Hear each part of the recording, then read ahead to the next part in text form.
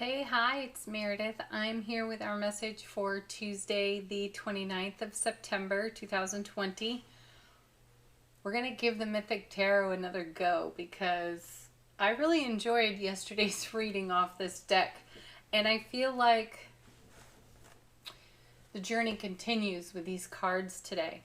Yeah, let's get into it. Our three cards from the bottom of the deck, our first is Temperance.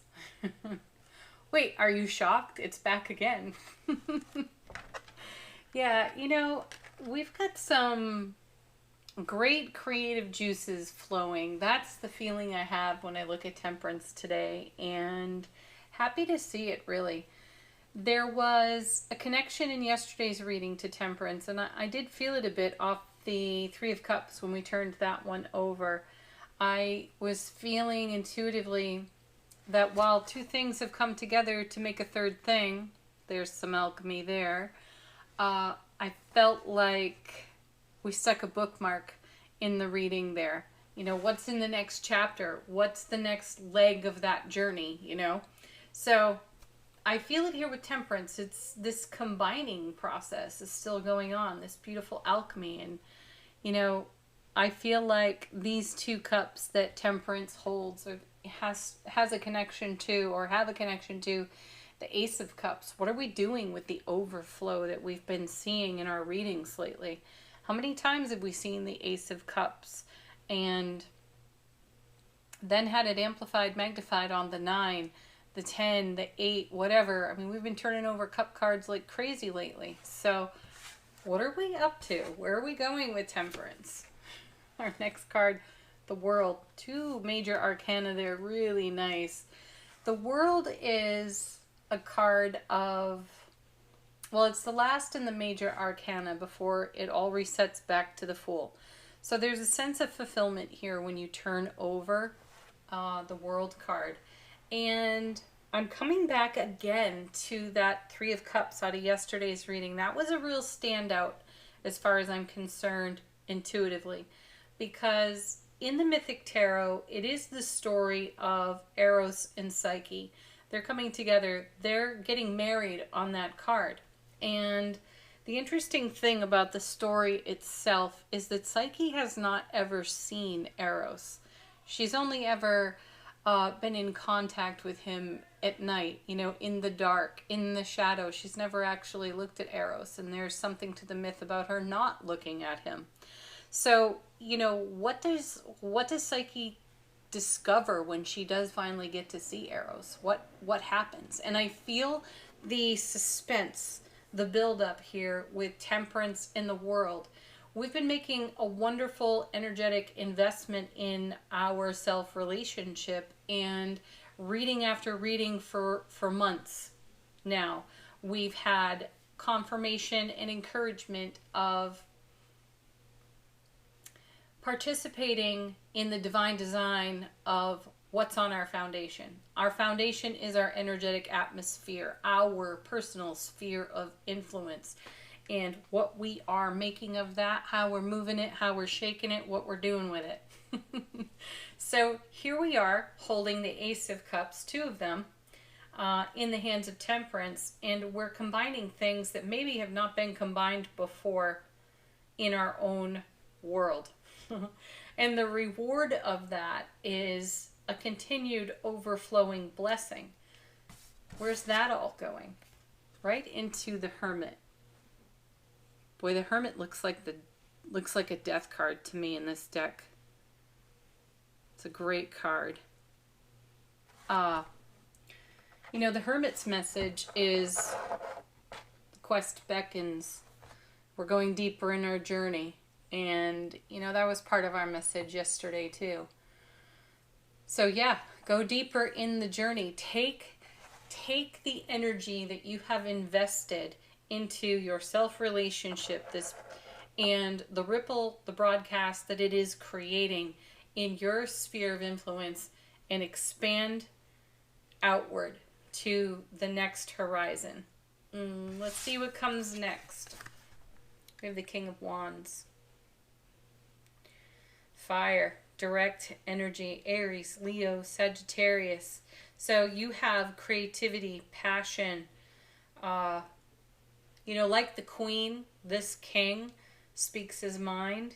He is a beautiful, authentic individual. He is inspiring, exciting, gregarious, and robust. Also considered to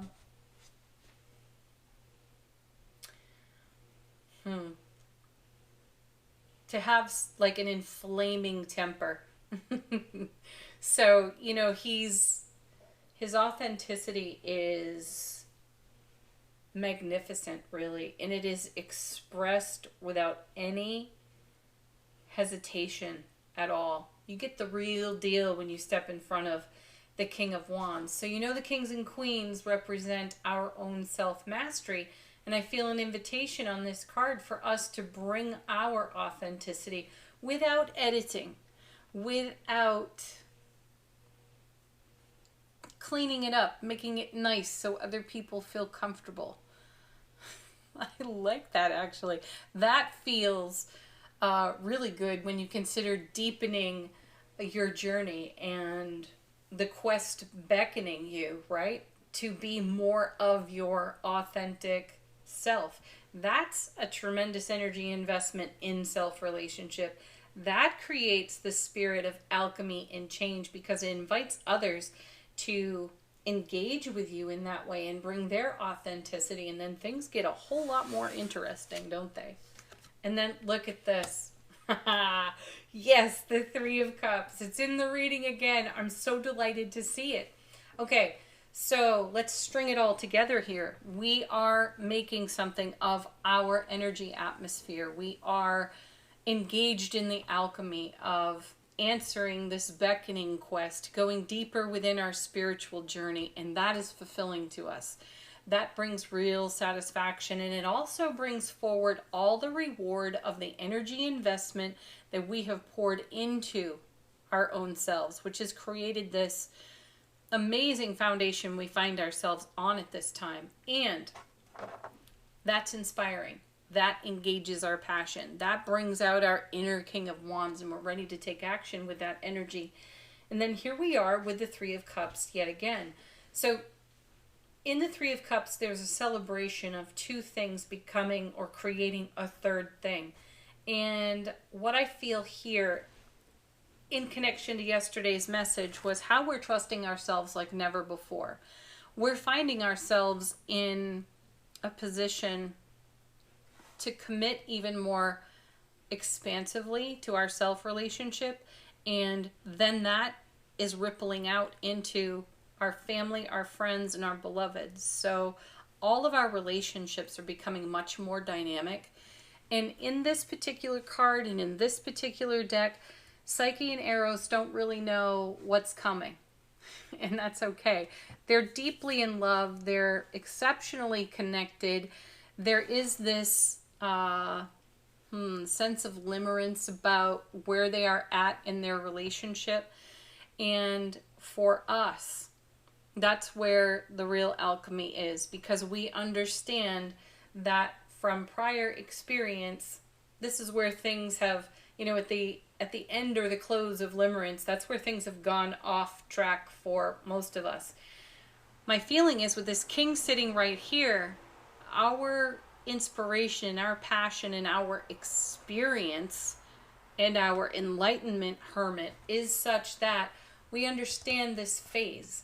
We understand that that energy is there. And I mentioned it yesterday, that there are highs and lows, ebbs and flows to things. And we're much more in harmony with that.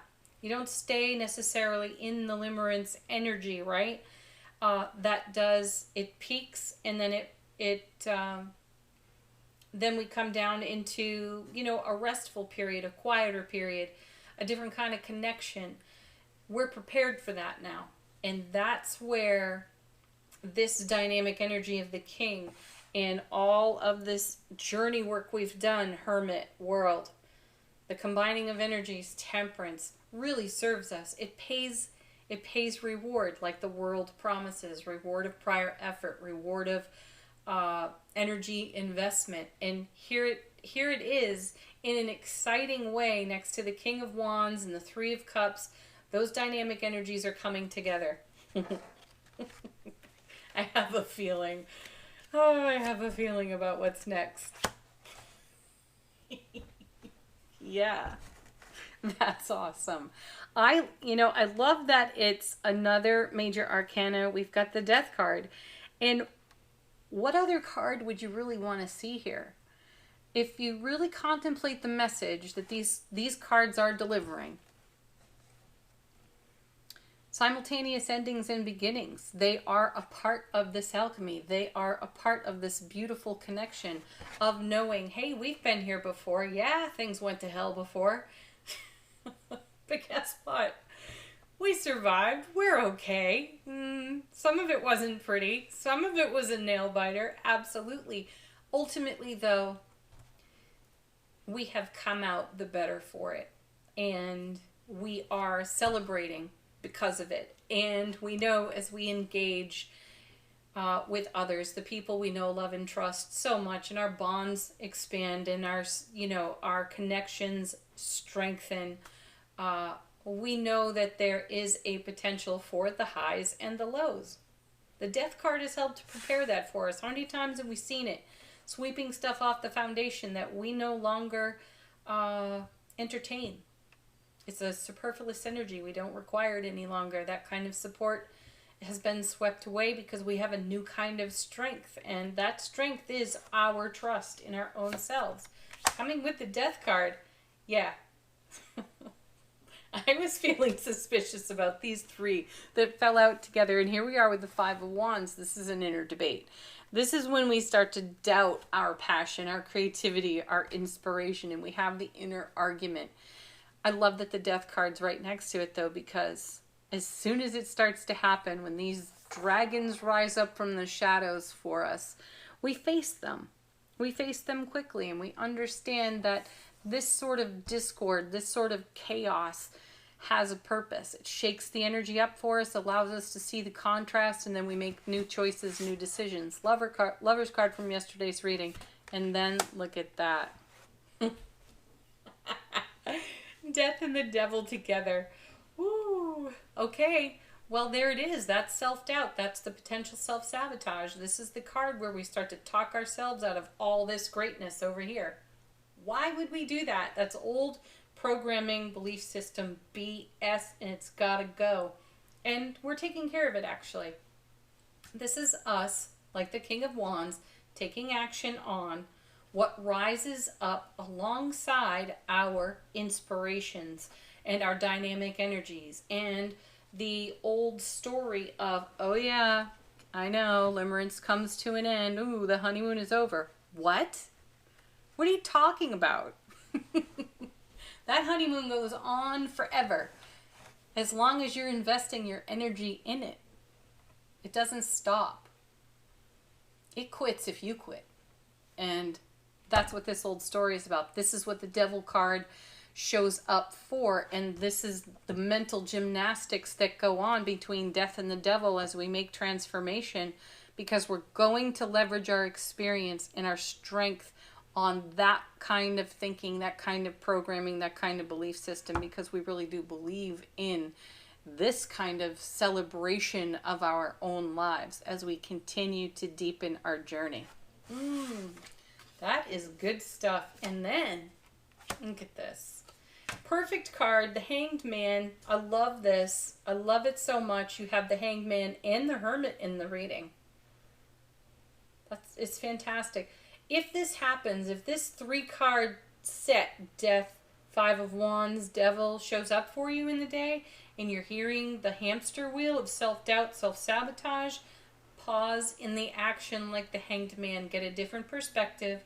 Allow enlightenment to dawn once more, because you're really in a sense, you're really in an experience of fulfillment and satisfaction. Try to talk yourself out of that all you want. You're still going to come back around to this because you've got experience with it now. And then, last but not least, you have the Empress. How sweet and beautiful is that? You know, bring the nurturing energy. Look at all the major arcana. We have 1, 2, 3, 4, 5, 6, 7 major arcana on the table. This is a big deal for us. This is us really turning a corner for ourselves. And having the Empress right here at the very end tells me, informs me intuitively that we are choosing unconditional love, kindness, and understanding for our own selves when we hit the skids here on the Five of Wands and the Devil. You know, it's okay, it pops up, but it's how we respond. And we're going to respond like an Empress. Loving kindness, compassion, nurturing. And this starts a whole new cycle of self-relationship. How we are responding to our own selves. We are in support of our dreams. We're not giving up on them. And not every moment is beautiful. Some of it can get really quite ugly. But that's the good, messy part about it. You're looking at it now. We are looking at it now, the Five of Wands. And we go to battle with it just a little bit every day. And we continue to overcome because we continue to choose love, bliss, joy, and happiness. Ooh, that's really beautiful. All right, angel answers. Flying out of the deck, we have helpful people. Yes, call them. These are your best buds. These are the ones that don't ask questions. They hand you tissues. They put a... They pat you on the back. They tell you they love you when you have these moments, and they remind you of all this goodness. So if you find yourself in a bit of a spot today, call one of your helpful people. They will love being of service to you. And before long, they will have you in stitches laughing. And what's more, they'll have you laughing with yourself about whatever the devil situation is for you, the Five of Wands. It's temporary, it's quick. You walk through it swiftly. Because you're all about the big happy changes. And you know it's the happy that makes the big change. I love that card. Oh, hands down, it's my favorite in this deck. Ooh, here it is. Are you ready for this? I was so thinking it would be in the reading yesterday, but here it is today. Let go. Yeah, let go and go with this flow. It's rich, it's empowering, it's dynamic, it's full of adventure, it's full of mystery. We don't know what's around the next corner, and that's cool. We like it. One more. Remain positive. Yes. Yes, emphatically, because it's your positive attitude that got you into this kind of satisfaction and fulfillment in the first place. Perfect, right? Affirmation for the day, my friends. The presence of love will always cast out fear. It sure will. That's why the death card is right there with the devil in the reading. We'll choose love right in the middle of that little tiny hiccup in the day, right? And we'll be laughing. Thank you so much, as always, for watching. Have a beautiful Tuesday, my favorite day of the week. Peace, love, joy, happiness. So much laughter. Namaste. See ya.